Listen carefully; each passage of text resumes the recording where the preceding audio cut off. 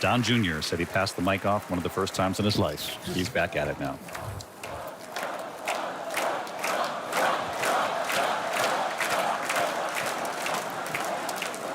A lot of proud moments this week from my family.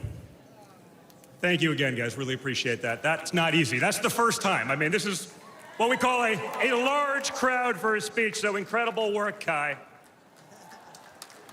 Now, back to business. Guys. Thank you, sir.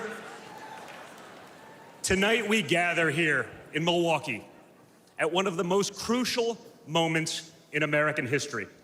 Just days ago, something that once seemed unimaginable became a terrifying reality.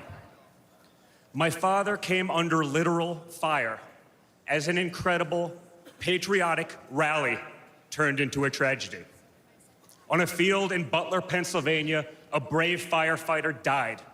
Others were injured, and as those bullets rained down, we came millimeters away from one of the darkest moments in our nation's history. But we did lose an American hero that day. We wish that he were with us tonight, but his memory will live on forever in the hearts of his family, his community, and the nation that he loved.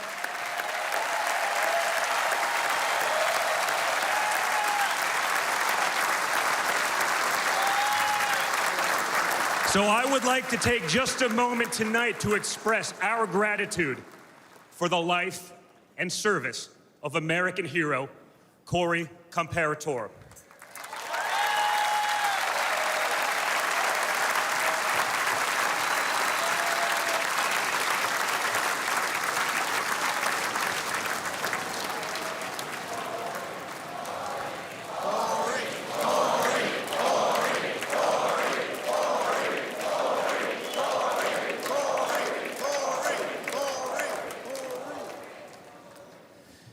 They say you can't truly know how you'll respond in a moment of danger until you're actually confronted with it. So what was my father's instinct as his life was on the line? Not to cower, not to surrender, but to show for all the world to see that the next American president has the heart of a lion.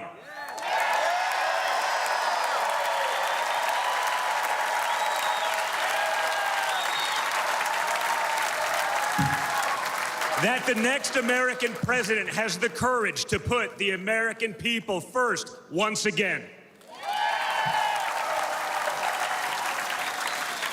And in that moment, my father didn't just show his character, he showed America's character.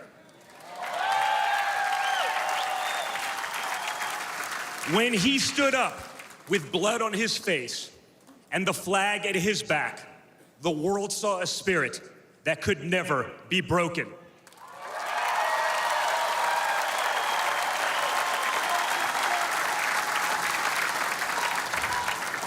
And that is the true spirit of America. America knows what it's like to be down. We know what it's like to be confused and to be afraid. Long before the attempt on my father's life, every American I met was filled with fear and anxiety. They were afraid our country was being torn apart. They were anxious about the massive and chaotic invasion of illegal aliens across our border.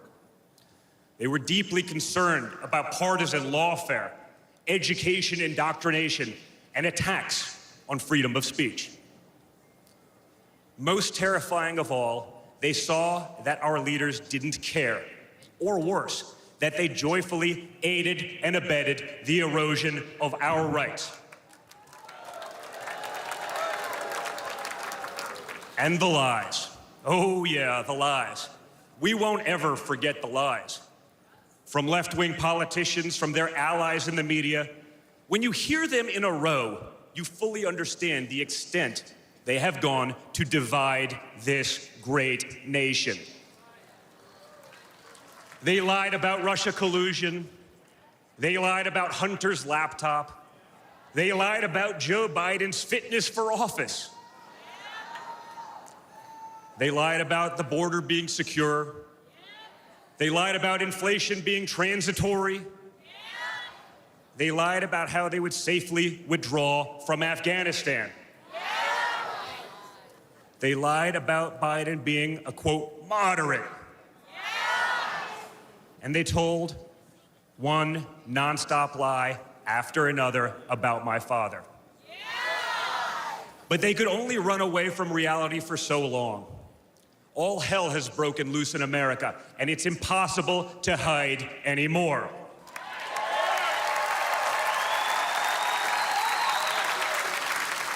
Remember Build Back Better? Instead, we got broke, bumbling Biden.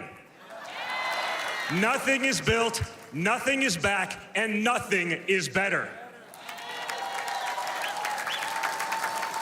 Bridges are collapsing, our credibility is crumbling, and our money is worth less and less every single day. It was just one giant bait and switch, and normal Americans are the ones left holding the bag. Housing costs, gasoline prices, grocery bills just keep going up. Wave after wave of illegal aliens, deadly drugs keep pouring across our border. Meanwhile, pro-crime district attorneys have turned our cities into giant crime zones. They've turned criminals into victims, prosecutors into criminal defense attorneys, and police into public enemies. Left-wing activists are pretending to be educators, teaching our kids that there are 57 genders, but they can't even define what a woman is. On one hand, they think free speech protects their right to expose your children to explicit drag shows. On the other hand, they want to put you in jail for making a meme. It's like the entire world has been turned upside down. Does any of this sound like a country that's going in the right direction? And honestly, who is actually running the country anyway? It's obviously not Joe Biden. So who are they asking us to elect? Seriously, who's running things? Does anyone really know? Is it Jill? Is it Hunter? Barack Obama? Maybe it's the ghost of Corn Pop.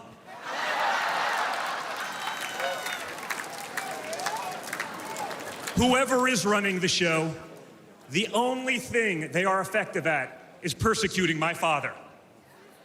They twisted, contorted, and corrupted the criminal code to turn bookkeeping errors into felonies. They concocted new legal theories out of thin air. They imposed gag orders on my father because the last thing a defendant should be able to do is defend himself, right? They punished him for merely speaking the truth. They say they hate Vladimir Putin, but it sure seems like they've spent a lot of time copying his playbook.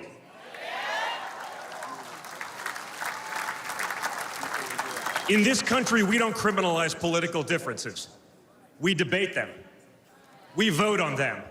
But we don't make you choose between picking a party or picking a jail cell.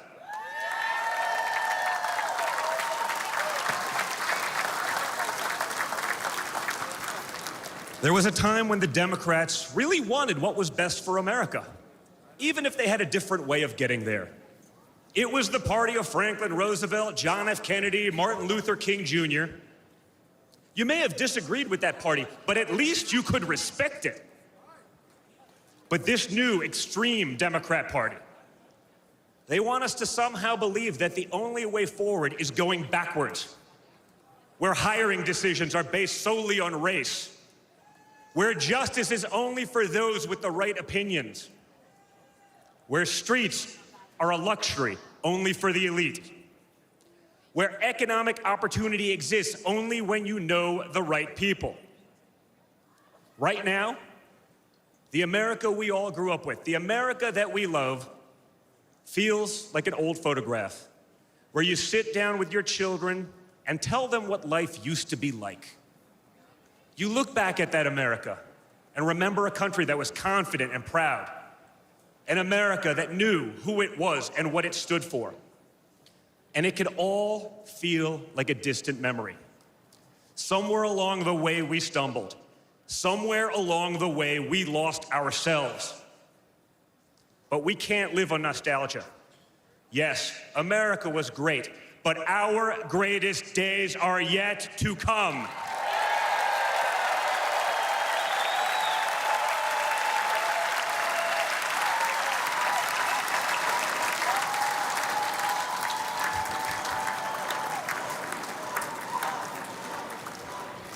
Because no matter how far off that old photo may feel, it's not the end of our story.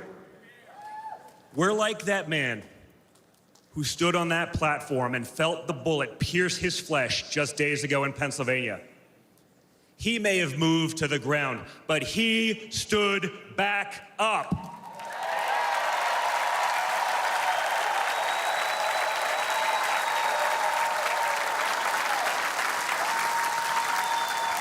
And when he did, my father raised his fist into the air. He looked out at the crowd, and what did he say?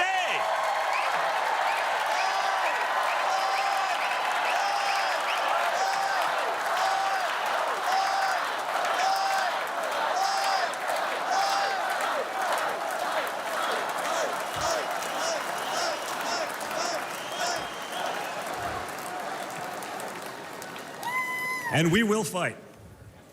We will fight. We will fight with our voices. We will fight with our ideas. And on November 5th, we will fight with our vote.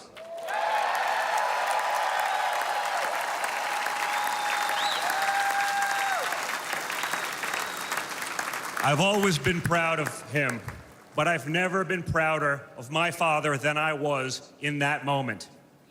That's when the world found out that there is tough, and then there's Trump tough.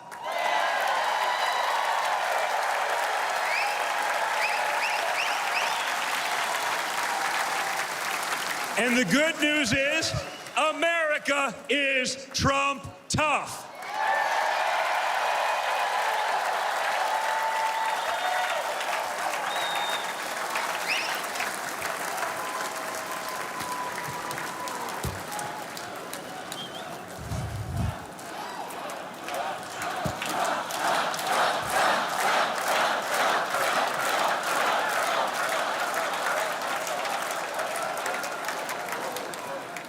In 1912, more than a century ago, another legendary Republican president came right here to Milwaukee.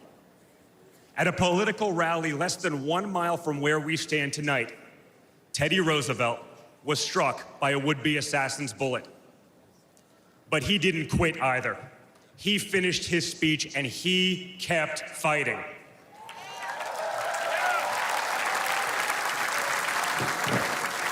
My friends, I don't believe in coincidences, but I do believe in God's plan.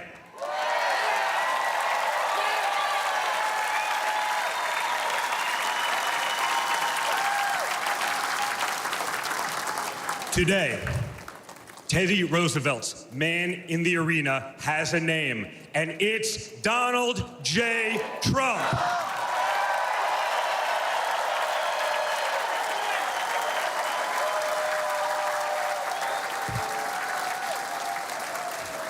Remember, my father didn't have to run for re-election this year. He doesn't need the money, the fame, the power. Frankly, he doesn't need the witch hunts, the phony investigations, or the political prosecutions either. But he knew he had to run if there was any chance at saving America.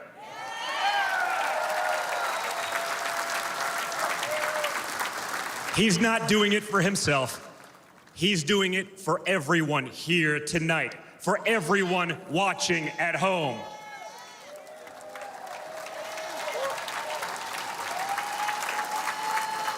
No matter who you are, you can be a part of this movement to make America great again.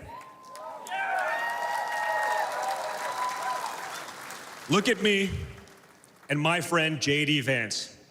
a kid from Appalachia and a kid from Trump Tower in Manhattan. We grew up worlds apart, yet now we're both fighting side by side to save the country we love. And by the way, J.D. Vance is gonna make one hell of a vice president.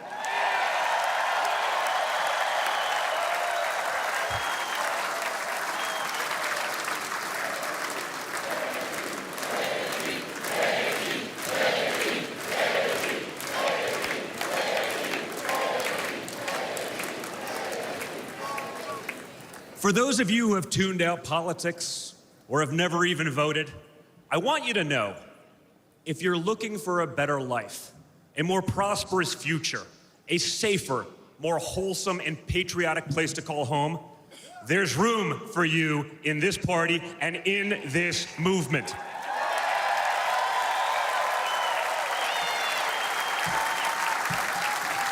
In fact, you're the ones who matter most of all. My father has always said that the people he gets along with best are the people who really work for a living.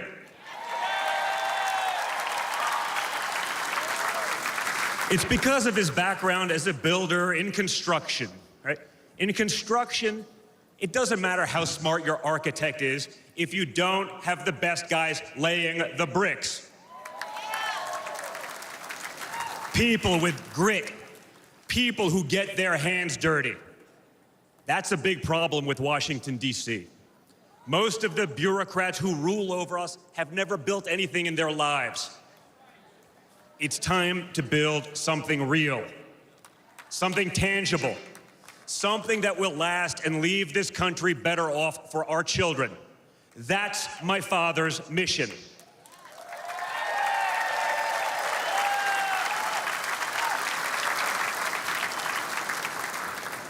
This November, we have a choice. It's a choice between one team that wants to build this country up and another that wants to tear this country down. It's a choice between people who are proud of America and people who are ashamed of America. And ultimately, it's a choice between America last and America first.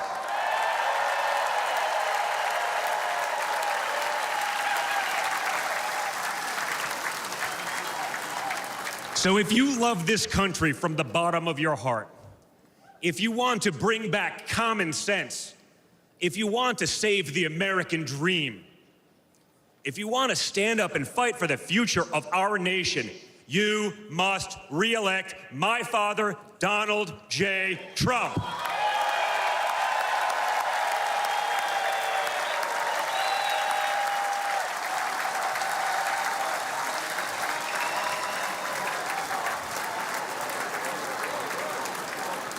Together, we will make America great once again. Thank you. Thank you, Wisconsin.